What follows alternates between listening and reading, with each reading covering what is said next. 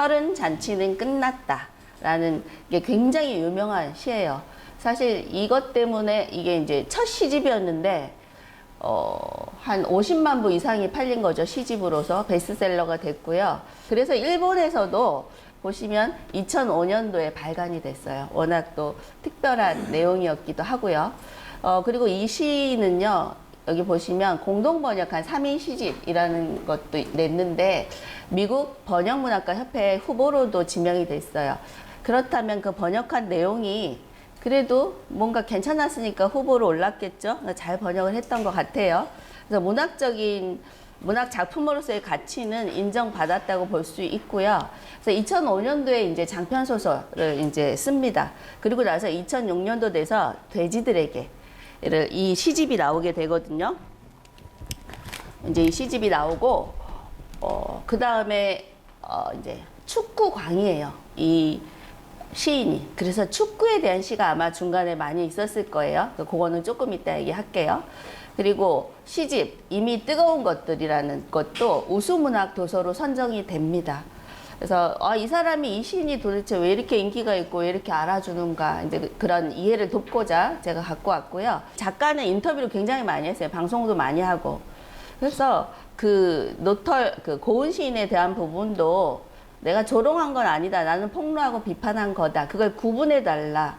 그러면서 여기 보면 지극히 수비지향적인 사람이지요. 이거는 축구에 관한 시가 나왔을 때 한번 요걸 떠오르시면서 생각하시면 될 것 같고요. 그 다음에 맨 위에 보면 상징과 비유라고 나오잖아요. 돼지, 괴물, 여우, 뭐 개, 이제 진주 막 뒤에 나오는데 그게 상징하는 게 뭘까? 왜 이걸로 비유했을까? 그런 포인트를 생각하시면서 보면 훨씬 더 재밌지 않을까 생각해요. 그리고 이제 이거는 이제 축구장의 순수한 열정. 푸른 잔들이 축구장을 굉장히 좋아하더라고요. 그래서 요거는 인생보다 아름다운 게임이 축구이다. 그래서 왜 한 조각의 진실이 살아 움직인다 하는데 이건 왜 그런지 뒤에 시에 가서 왜 이렇게 표현했는지 한번 볼게요. 그래서 책 소개를 하자면 2006년도에 나왔어요. 그래서 이제 이수문학상 받았고요. 지금 여러분들이 갖고 계신 책 보라색이 2014년도에 2판이 발행됐습니다. 그 다음에 오렌지색 카바 갖고 계신 분 2020년에 시가 한 3개인가 몇 개 늘어나서 들어왔고요. 그러고 나서 그때도 뭐 인기가 조금 있었어요. 3주자의 선정 도서가 되고 했다라는 거는. 예. 자, 왜 상을 받았을까? 그러니까 사회의 위선, 이제 이게 아마 타이밍도 맞았던 것 같아요. 사회적인 분위기 같은 것도 중요하니까 이게 아예 먹히지 않을 때 나왔다면 묻혔을 수도 있는데 거기다가 이미 이 사람은 이제 서른 잔치는 끝났다 해서 뜬 여성 작가거든요. 그러니까 굉장히 주목을 받고 있었어요. 매스컴에서도 그렇고. 이제 어쨌든 2005년도에 나와서 2006년도에 상을 받았고요. 그 시대의 양심, 시인의 존재 이유, 본인에 대한 성찰, 반성, 또 민주화 시대에 살았던 세대들에 대한 시대적인 상황, 그런 거를 표현을 잘하고 있었다. 그리고 그런 진정성이 보였다. 뭐 시대에 맞아서 또 상 받은 것도 있어요. 그리고 표현도 굉장히 잘했다라고 이야기합니다. 일반적인 시학은 조금 살짝 다르긴 하죠. 이 느낌이 산문적인 성격이 저는 많이 보이더라고요. 그리고 첫 1부가 순진의 시련, 그 다음에 2부가 내 영혼의 수물지구를 찾아서, 3부는 이제 축구에 관한 시가 많습니다. 4부는 이제 여행하면서 한 폐허 위에서, 그리고 5부는 짐승의 시간과 인간의 시간, 영혼과 육체, 이런 데에서도 생각을 굉장히 많이 했던 시인인 것 같습니다. 자, 1부에서는요, 이제 상징과 비유에 대한 걸 좀 생각하면서 보시면 재밌겠다라는 생각이 듭니다. 돼지들에게 돼지의 본질, 돼지의 변신 계속 나옵니다. 여기서 말하는 돼지는 누굴 얘기하는 건가? 왜 이걸 돼지로 비유했을까? 또 여우는 어떤 사람일까? 또 진주는 뭐지? 그래서 그런 포인트를 이미 짐작하실 수도 있을 거예요. 그동안 살아왔으니까 그 이미지를 갖고, 아니면 좀 알려진 바가 있으니까. 또 이제 그걸 생각하면서 보면요, 그냥 시 읽으면 약간 밋밋하거든요. 그래서 이제 보시고요. 그래서 제가 다 갖고 오진 않았고, 여기서 왜 돼지라고 표현하고 어떤 느낌이 혹시 오셨을까요? 듣던 표현이었던 것 같아요. 아, 개돼지. 개돼지. 여우도 있어요. 여우는 또 어떤 존재일까요, 여기서? 거기서 살아남은 존재들이나 네. 그 선동이나 잘 따라가는 모르겠습니다. 오. 아니 정답이 없습니다. 여기는 저희가 시도 그렇고요. 예술 작품 이런 거는 정답이 없어서 좋은 것 같아요.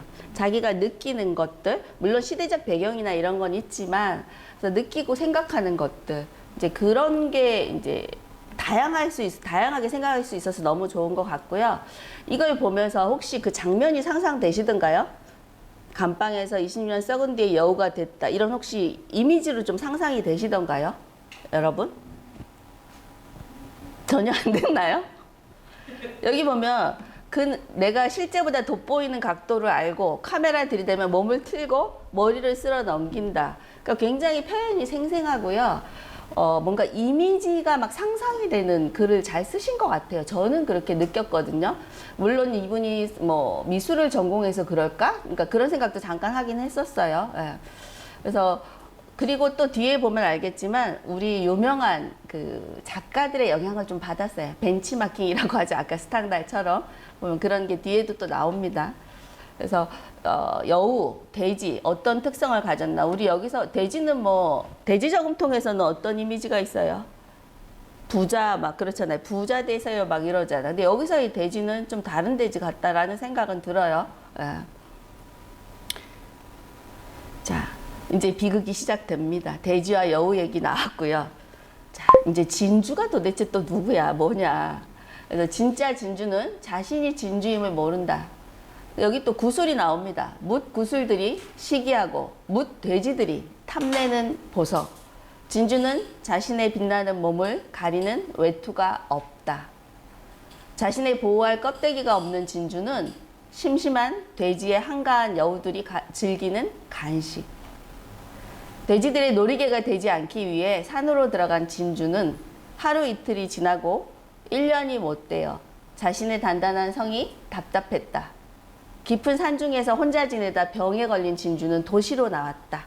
하룻밤 잘 곳이 없어 찾아간 진주를 하나뿐인 친구는 병원 냄새가 난다며 밖으로 내쫓았다.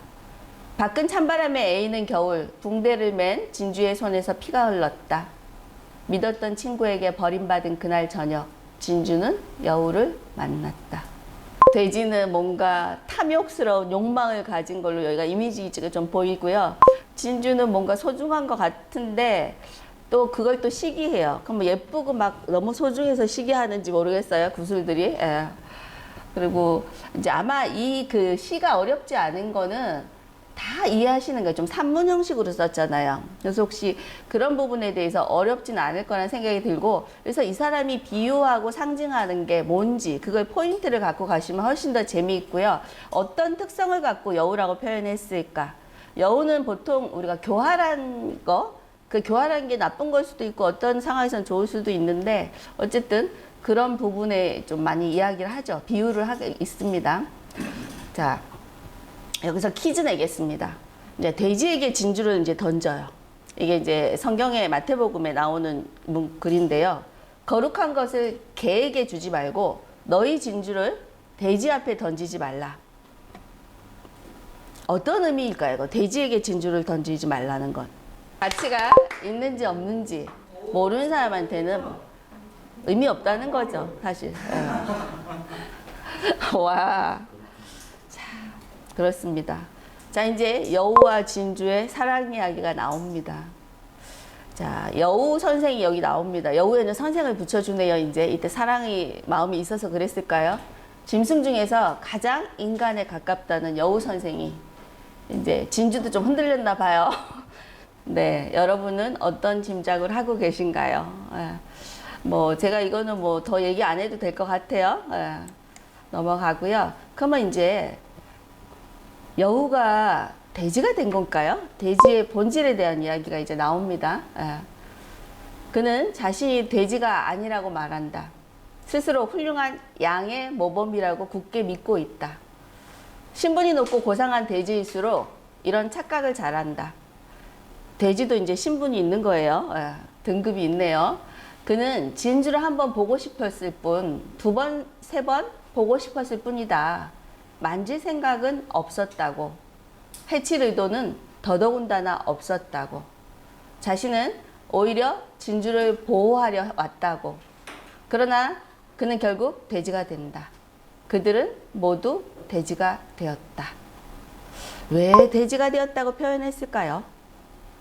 자, 그러면 여러분들이 생각하시는 돼지의 본질은 여기서 뭘 얘기하고 있을까? 네, 얼마 전에 여러분 우리 동물농장도 봤잖아요. 거기서도 돼지가 나왔었죠. 그래서 그런 탐욕스러운, 욕심이 많은, 권력이 있는 뭐 자본가들 이런 말씀을 해주셨습니다. 감사합니다. 사실 나중에 뭐 인터뷰를 많이 했어요. 그러니까 예술가에서 권력 있고 한 자리는 차지한 인사다. 그 동네에서 조금 뭐 지금 하는 말로 그냥 방구 좀 끼는 약간의 힘이 있는 그런 사람이기도 하고 또 다양한 여러 사람을 이야기한다라고도 본인이 얘기를 했습니다. 인터뷰할 때도 고은 시인뿐 아니라. 그래서 사실 정답은 없고요. 여러분들이 어떤 상황에서 어떻게 느낌을 받고 생각하느냐에 따라서 다른 것 같아요. 네. 그래서 그 돼지의 본질, 그 다음에 우리를 또 성찰하게 만드는 거죠. 이런 걸로 해서. 그러면 꼭 이런 성적인 부분 아니라 하더라도 이런 상황은 얼마든지 있을 수 있으니까요. 그러면 나는 인간 사회에서 아니면 내가 동물 사계로 간다면 돼지일까, 여우일까, 진주일까? 뭐 여우가 좋다, 진주가 좋다 그런 건 없습니다. 없는데 여기서 아마 그 작가는 약간 이런 느낌이지 않을까 해서 제가 요건 적어봤고요. 참고하시면 될 것 같고, 정직하지 못한 사람 스스로한테도 교활하다는 거는요, 여기가 좀 잘 나가면 여기 줄 서고 저기 잘 나가면 또 저기 줄 서고. 근데 그게 과연 정직하지 못하다고 할 수 있을까? 그러면 또 가치관에 따라서 다른 것 같아요. 내가 살아가는 그 방법인가? 옳다 그르다 그런 건 아닌 것 같고요. 그래서 그렇게 생각의 사고의 확장 시키는 게 우리가 이런 시를 보고 글을 보고 책을 볼 때 또 성찰해야 되고 생각해야 되는 부분이 아닌가 하는 생각도 해보고요.